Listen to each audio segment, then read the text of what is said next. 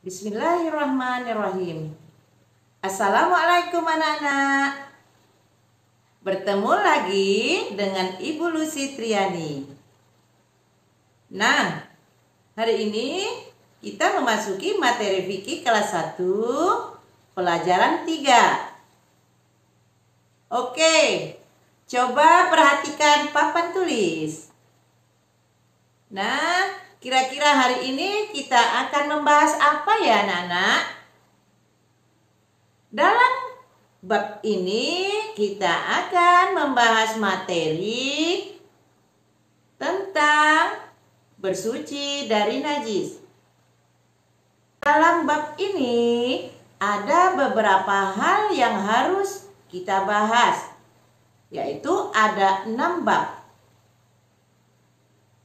Bab pertama, pengertian najis. Bab kedua, perintah membersihkan najis. Bab ketiga, macam-macam najis.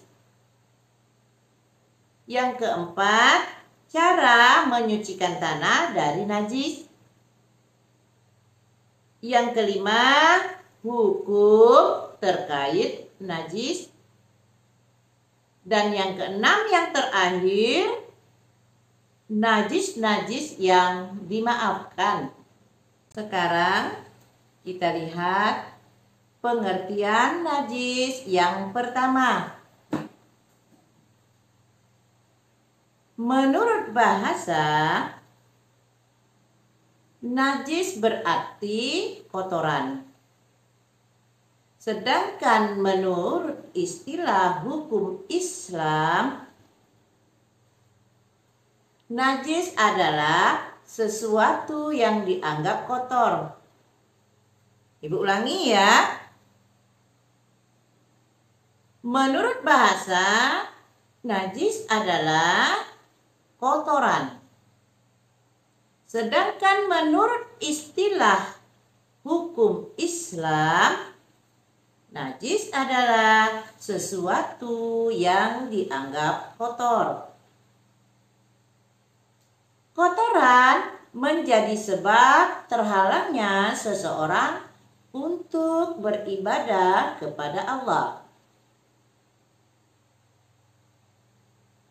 Anak sudah mengerti dengan pengertian najis tadi? Sudah Ibu jelaskan bahwa najis adalah kotoran. Banyak najis di sekitar kita. Ada najis dari buang air kecil dan ada najis dari buang air besar. Orang-orang yang terkena najis harus segera bersuci. Tahu bersuci? Yaitu dengan cara membersihkan kotoran tersebut.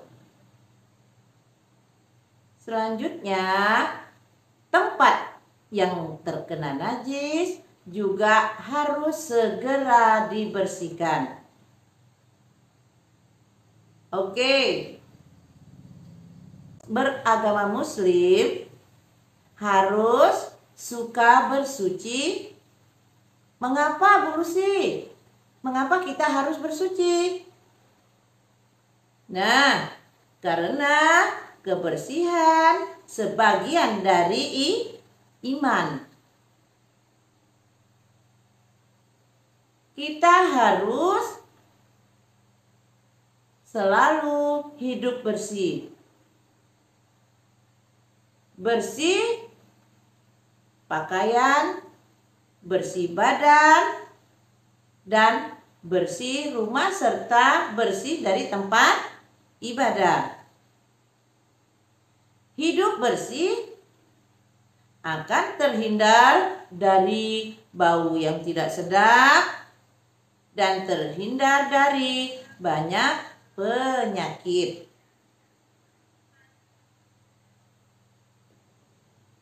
Bagaimana cara menjaga kebersihan badan?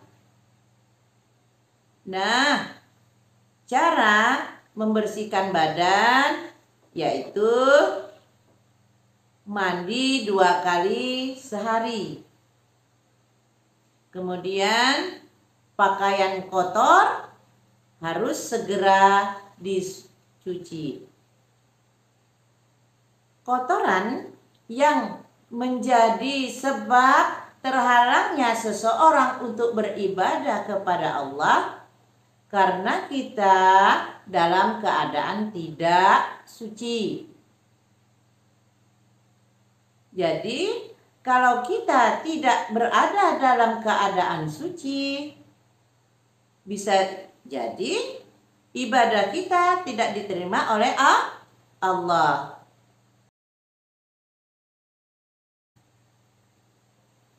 Oke, kita masuk ke bab 2. Perintah membersihkan najis. Anak-anak lihat dan perhatikan ya.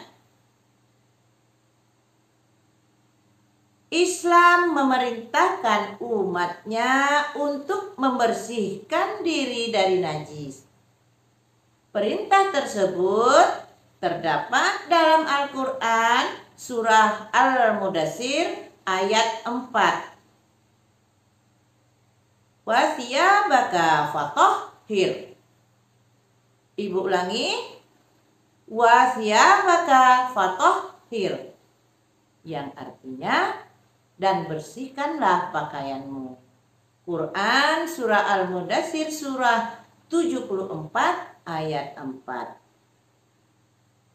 Jadi, kita bukan hanya diperintahkan untuk membersihkan pakaian, tetapi juga kita harus membersihkan tempat sholat dan membersihkan rumah agar terhindar dari najis. Ingat ya anak-anak ya, tempat sholat harus kita bersihkan agar terhindar dari najis. Dan rumah harus tetap bersih, bebas dari najis. Apalagi di rumah kalian ada yang memelihara kucing, air kencingnya juga najis. Oke, ada juga hadis lain yang artinya Rasulullah Shallallahu Alaihi Wasallam melewati 2 kuburan. Beliau bersabda, kedua orang ini sedang diazab dan mereka diazab karena berbuat namimah atau adu domba. Adapun yang kedua, ia diazab karena tidak membersihkan diri dari sisa kencingnya. Hadis riwayat Muslim.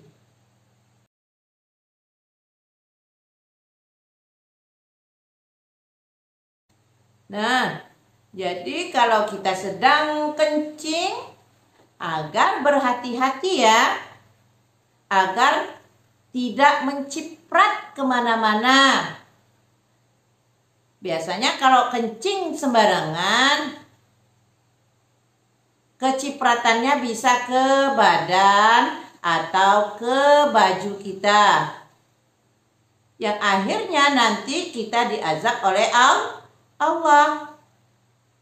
Karena kita tidak berhati-hati dalam kencing. Yang akhirnya kita terkena najis dan tidak sah untuk melaksanakan sholat 5 waktu. Nah, macam-macam najis. Najis terbagi 3 tingkatan. Ada najis ringan, ada najis yang sedang, dan ada pula najis yang berat. Najis ringan disebut muhaffafah. najis sedang disebut mutawassithah dan najis yang berat disebut mughallazah. Sekarang kita lihat pengertian najis muhaffafah. Najis muhaffafah adalah najis yang berasal dari air kencing bayi laki-laki yang belum makan apa-apa kecuali ASI. Apa itu ASI? ASI adalah air susu ibu. Jadi ibu ulangi bahwa najis muhaffafah itu najis yang berasal dari air kencing anak laki-laki yang belum makan apa-apa, hanya minum air susu ibu. Kemudian ada yang namanya najis sedang, yaitu najis mutawassithah. Najis mutawassithah adalah najis yang berasal dari air kencing, kotoran manusia, binatang, nanah, muntahan, dan sebagainya. Jadi ingat, najis yang sedang, yaitu contohnya tadi kotoran manusia, air kencing, nanah, itu termasuk najis sedang atau najis mutawassithah. Najis mutawassithah dibagi dua lagi, yaitu satu najis hukumiyah, yang kedua najis ainiyah. Najis hukumiyah adalah najis yang tidak ada warna, aroma, dan rasanya. Yang kedua, najis ainiyah adalah najis yang memiliki warna, bentuk, aroma, dan rasanya. Najis yang ketiga adalah najis berat, yaitu namanya najis yang disebut dengan najis mughallazah. Najis mughallazah adalah najis yang berasal dari air liur, kotoran, dan apapun yang keluar dari binatang, babi, anjing, serta peranakannya. Nah, itu namanya najis yang berat yang harus kita sucikan. Bab yang ketiga yaitu cara menyucikan tanah dari najis. Pernahkah anak-anak melihat tinja di tanah? Tinja atau kotoran yang berasal dari hewan peliharaan. Contohnya tinja kucing, tinja anjing, yang hewan peliharaan. Tinja dari hewan peliharaan kamu mengotori tanah, sehingga membuat tanah menjadi najis dan kotor. Bagaimana ya anak-anak cara menyucikan tanah agar terhindar dari najis? Ayo, siapa yang tahu? Caranya adalah menyirami tanah yang terkena najis yang berwujud cair dengan air. Dengan begitu, tanah akan suci dari najis. Kemudian cara menyucikan najis yang berwujud padat adalah dengan menghilangkan wujud najis itu atau memindahkan wujud najis itu, kemudian menyiram itu dengan air. Ingat, najis harus disiram dengan air. Selanjutnya, hukum terkait dengan najis. Apa? Ayo, siapa yang tahu? Hukum terkait dengan najis yang pertama adalah tidak berdosa hukumnya menyentuh najis. Yang kedua, hukumnya adalah syarat ibadah kepada Allah. Kemudian yang ketiga, barang najis haram dimakan.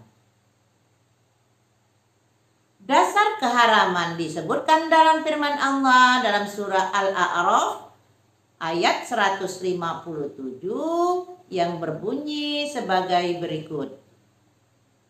Wa yuhillu lahumut thayyibati wa yuharrimu 'alaihimul khaba'ith. Yang artinya, dan yang menghalalkan segala yang baik bagi mereka dan mengharamkan segala yang buruk bagi mereka. Beberapa jenis barang yang najis yang diharamkan oleh Allah. Bangkai binatang itu adalah barang najis yang diharamkan oleh Allah untuk dimakan. Disebutkan Rasulullah Shallallahu Alaihi Wasallam dihalalkan bagi kita dua bangkai, yaitu bangkai ikan dan belalang. Hadis riwayat Ibnu Majah dan Abdullah bin Umar. Jadi bangkai binatang yang dimaksud di sini yang dihalalkan hanya dua, yaitu bangkai ikan dan bangkai belalang yang boleh dimakan. Sedangkan bangkai ataupun binatang yang haram dimakan, bisa lihat di papan tulis, contohnya apa? Babi. Pernah lihat babi? Di dalam Al-Quran bahwa babi diharamkan oleh Allah untuk dimakan. Begitu juga dengan darah. Darah hukumnya haram untuk dimakan. Ingat ya anak-anak. Sekarang ada binatang yang kotor dan sangat menjijikkan yang dilarang dan diharamkan oleh Allah untuk dimakan. Lihat di papan tulis. Apa lihat gambarnya? Kecoa. Tahu kecoa? Ya, kecoa adalah binatang yang kotor dan menjijikkan yang tidak boleh dimakan. Kemudian lihat lalat.